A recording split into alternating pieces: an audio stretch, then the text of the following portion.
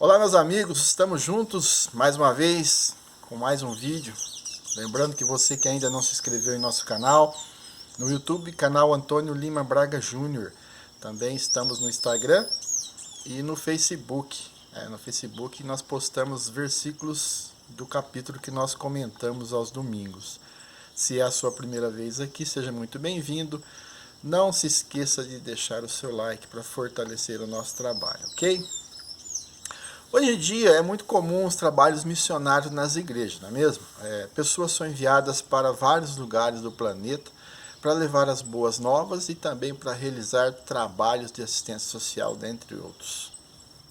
Hoje vamos ver um pouco da primeira viagem missionária da igreja primitiva. Estamos no 13º capítulo do livro de Atos. Já no primeiro versículo, tem um relato que estavam reunidos 5 homens na igreja em Antioquia: Barnabé, Simeão, Lúcio, Manaém e Saulo. Eram homens de diferentes locais de formação, mas que tinham algo em comum: a profunda fé em Cristo. No versículo 2, temos algo que devemos usar para as nossas vidas. Estavam eles servindo ao Senhor quando recebem do Espírito Santo a mensagem para que apartassem ou separassem Barnabé e Saulo para uma obra que ele os tinha chamado. Eles jejuam, oram, outros impõem as suas mãos sobre eles e os despedem a fim de que se cumpra o respectivo chamado de cada um.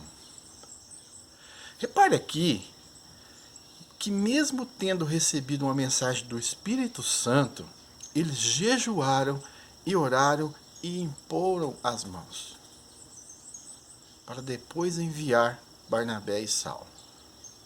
Mesmo tendo recebido a mensagem do Espírito Santo. Junto com os dois, um jovem cooperador também foi enviado. O nome dele era João Marcos, que era sobrinho de Barnabé, a quem é dada a autoria do Evangelho de Marcos, que está lá como nós já vimos anteriormente, tá? Guiados pelo Espírito Santo, eles foram pelas estradas do Império Romano, o que facilitou um pouquinho a viagem. Também visitaram populações e centros culturais importantes para alcançar o máximo de pessoas que fosse possível. Nessas cidades eles iam até as sinagogas e falavam aos judeus com a esperança de que eles recebessem Jesus como Messias e ajudassem na propagação do Evangelho. Um dos primeiros destinos deles foi a ilha de Chipre, que está localizada no mar Mediterrâneo. Lá era a terra natal de Barnabé e havia uma grande população judaica. A ilha de Chipre hoje faz parte da União Europeia, né? É dividida em 2 partes, uma dominada pelos britânicos e a outra pelos turcos. Mas naquela época tinha uma grande população judaica. Existia ali um governador chamado Sérgio Paulo. Era muito comum esses líderes manterem ao seu lado feiticeiros particulares. Sérgio Paulo tinha um cara chamado Bar Jesus, que era o seu nome judeu, ou Elimas, que era o seu nome árabe. O governador era um homem muito culto e tinha mandado chamar Barnabé e Saulo porque queria conhecer melhor o caminho e a fé. No entanto, Elimas, ou Bar Jesus, que estava presente na corte do procônsul, tentava impedir que ele cresce na mensagem cristã, porque ele ia perder o emprego dele, não é mesmo? Foi nesse momento que Saulo, também chamado Paulo, cheio do Espírito Santo, olhou firmemente para Elimas e o repreendeu. Isso está escrito no versículo 9. É nesse versículo que o nome Saulo dá lugar ao nome Paulo. Muitas pessoas pensam que Saulo virou Paulo, mas isso é um erro. Deus não trocou o nome de Saulo para Paulo. Ele não fez isso. Existem sim registros na Bíblia onde Deus mudou o nome de alguém, mas ele não fez isso com Saulo. Era muito comum as pessoas terem 2 nomes. O próprio governador chamava Sérgio Paulo. Saulo era um homem descendente da tribo de Benjamim e seu nome era Saul, em homenagem ao primeiro rei que era da mesma tribo. O nome Saulo é uma tradução grega de Saul.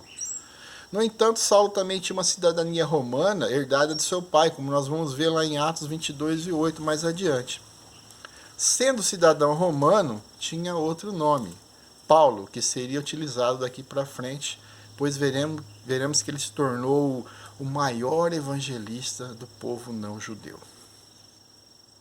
Mas voltemos à repreensão de Paulo em relação a Bar Jesus. Ela foi muito forte. Ele chamou Bar Jesus de filho do diabo, inimigo de tudo que era justo, estando cheio de todo engano e maldade.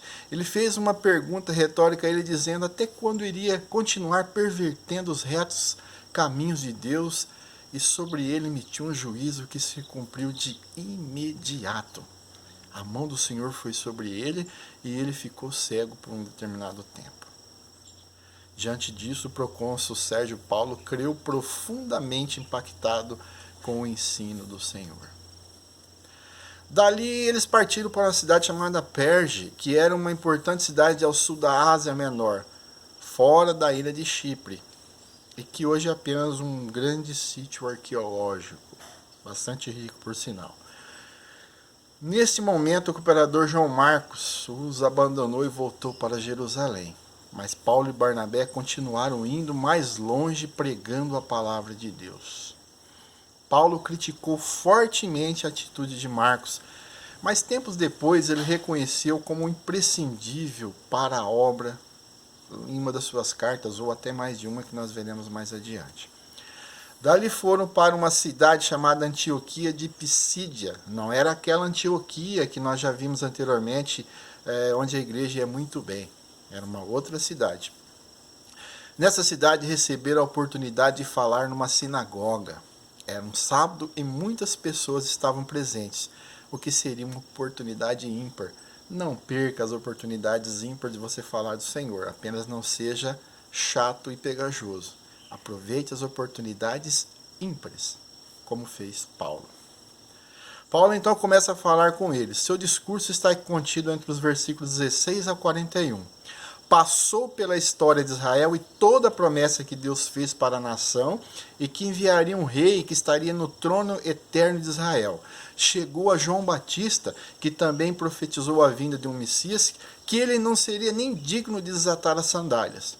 Quando chegou a Jesus, disse tudo o que os profetas profetizaram sobre a sua vida, morte e ressurreição e como foi rejeitado.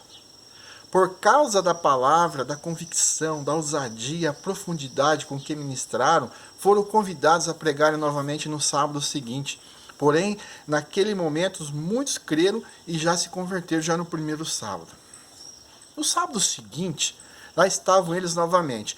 O impacto da primeira pregação fez com que toda a cidade estivesse presente na segunda vez. Olha que interessante. Movidos por inveja, os judeus que não se converteram endureceram seus corações e opuseram a eles e os contestavam em tudo o que falavam.